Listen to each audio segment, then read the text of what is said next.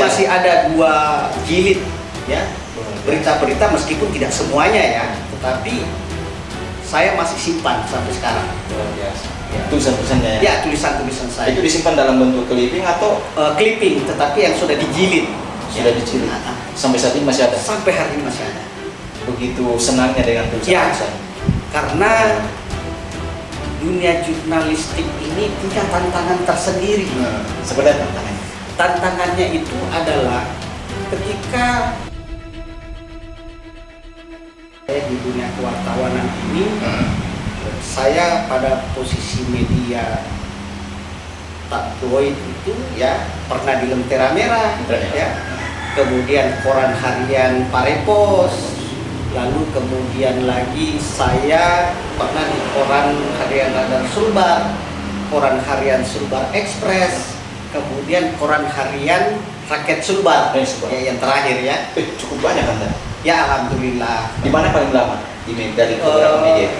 Saya paling lama itu di Radar Sulbar dan Sulbar Express. Sebagai apa di Sulbar Express? Sebagai wartawan.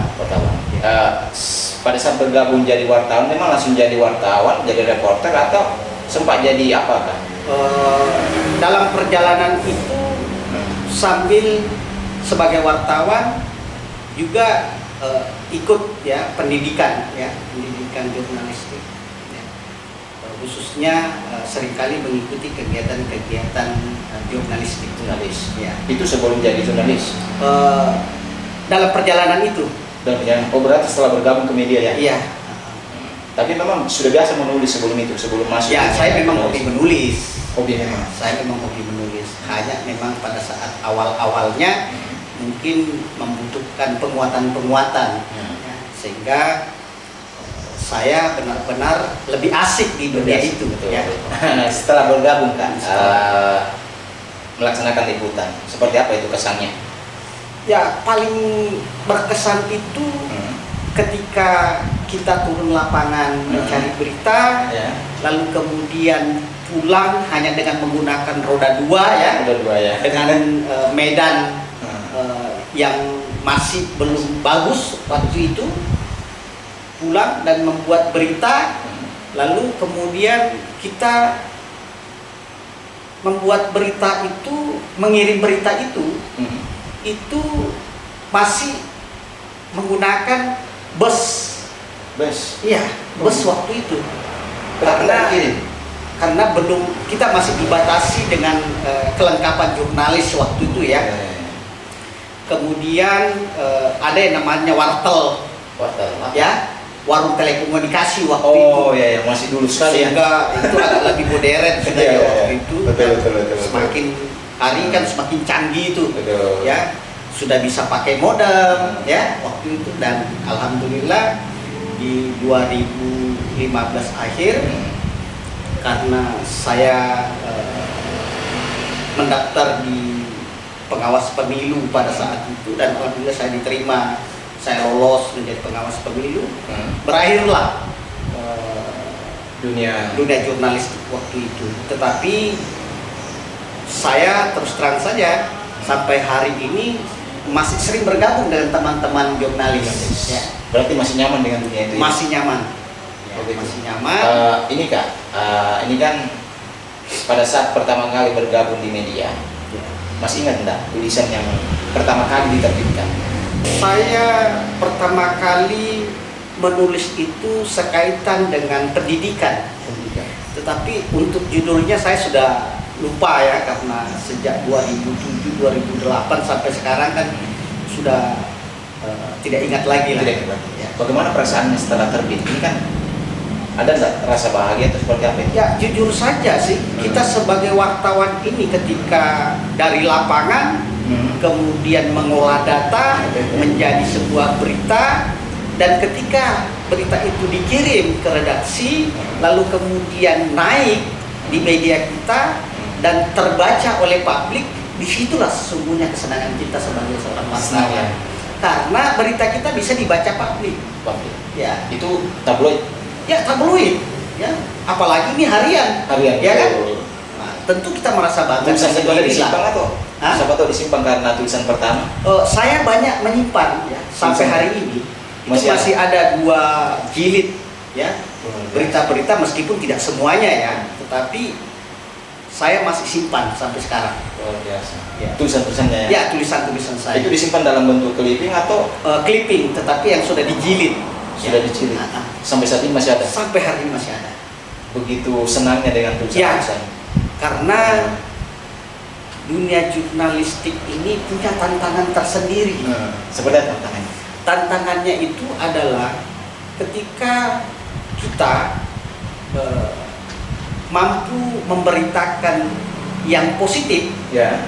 kita banyak teman. Banyak teman. Ya, banyak teman. Tetapi kalau kita membuat berita berupa berita kontrol, yang ada adalah musuh. Ya. Tetapi itu sudah konsekuensi kita sebagai seorang wartawan. Hanya saja pesan saya ke teman-teman bahwa memang untuk menjadi wartawan itu tidaklah mudah, ya. Karena kita harus menjaga kode etik, Ya. ya. Kemudian kita bekerja berdasarkan Undang-Undang Pers Nomor 40 Tahun 99, Betul. ya. Jadi ada landasan hukumnya kita bekerja. Nah, ketika ini yang kita jalankan, maka insya Allah saya yakin dan percaya bahwa teman-teman memang benar sudah mampu bekerja secara profesional. Ya. Selama jurnalis tulisan-tulisan apakah ditentukan posnya, misalnya politik atau kriminal atau pendidikan, itu ditentukan atau bebas? Kita waktu itu ya buat berita apa saja yang kita dapatkan gitu. Tidak bilang harus pendidikan, tidak bilang harus politik, tidak bilang harus pembangunan. Ya. Semuanya, ya. Bahkan di kegiatan-kegiatan pemerintah, ya, kita kadang nih membuat berita satu kegiatan 2 angel berita yang kita buat, sampai 3 angel. Ya. Luar biasa. Iya. Bisa 3 angel dalam satu kegiatan? Bisa. Ya. Karena strike news ini kan yang penting sudah memenuhi 5W1H. Betul. Ya kan? Jadi kita bisa mengambil angel lain lagi. Ya. Itu kita lakukan untuk kita bisa mendapatkan berita lebih dari 1 berita dalam 1 hari. Ya, karena tuntutan dulu di Radar Sulbar ya. Di Sulbar Express itu minimal 2 berita dalam 1 hari. 2 berita. Ya, sehingga dalam satu kegiatan kita berupaya untuk bisa mendapatkan 2 angel berita lah. Tadi kan sempat beralih setelah 2015 ya, Ya. beralih profesi ke Bawaslu. Bisa diceritakan setelah di Bawaslu seperti apa? Nah, setelah saya lihat beberapa kali pesta demokrasi ya di daerah kita, Ya. dan tentu erat kaitannya dengan dunia jurnalistik tadi. Betul. Ya. Saya coba-coba awalnya untuk mendaftar ya dengan pengalaman berita-berita politik. Ya. Saya coba mendaftar di penyelenggara pemilu yang nomenklaturnya pada saat itu masih panitia pengawas pemilu. Panitia pengawas pemilu. Yang Panwaslu. Itu tingkat kabupaten. Ya, tingkat kabupaten masih ad hoc. Ya. Posisinya di tingkat kabupaten saat itu sebagai apa? Saya sebagai koordinator divisi hukum penanganan pelanggaran dan penyelesaian sengketa.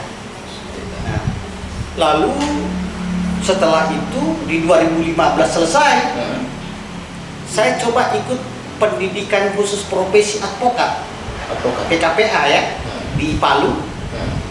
Dan alhamdulillah pada saat saya ujian profesi advokat UPA, saya lolos menjadi advokat. Waktu itu di masih 2016. Waktu itu masih status Bawaslu ya? Sudah, tidak. Karena kan pengawas pemilu pada masa itu kan berdasarkan tahapan saja. Selesai pilkada atau pemilu, selesai. Selesai. Ya.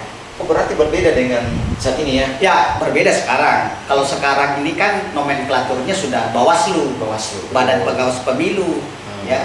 Dia permanen dan sudah 5 tahun. 5 tahun. Ya.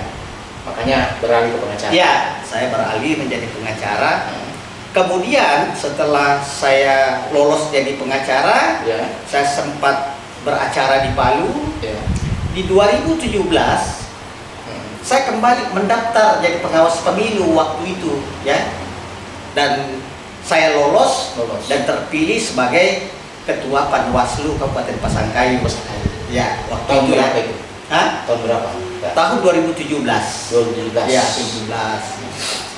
Setelah 2017 karena ini masih berkaitan ya, Iya. pemilu ke depan 2019 dan 2020 waktu itu ada pilkada, saya coba mendaftar lagi dan waktu itu ya Bawaslu Panwaslu itu sudah berubah nomenklaturnya menjadi Bawaslu. Bawaslu. Ya, di mana Bawaslu pada saat itu sudah memiliki masa bakti 5 tahun. 5 tahun. Ya. Betul. Dan saya mendaftar waktu itu di 2018. Kembali ke mendaftar. Ya. Ya. Dan di 2018 itu alhamdulillah lolos. Lolos. Ya.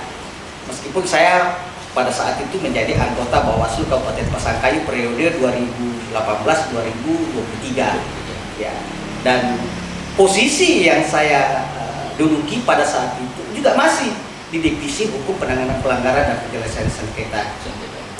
Sehingga saya bisa menganggap bahwa saya di Bawaslu atau di pengawas pemilu pada saat itu, Divisi Hukum Penanganan Pelanggaran dan Penyelesaian Sengketa ini saya 8 tahun. 8 tahun. Ya.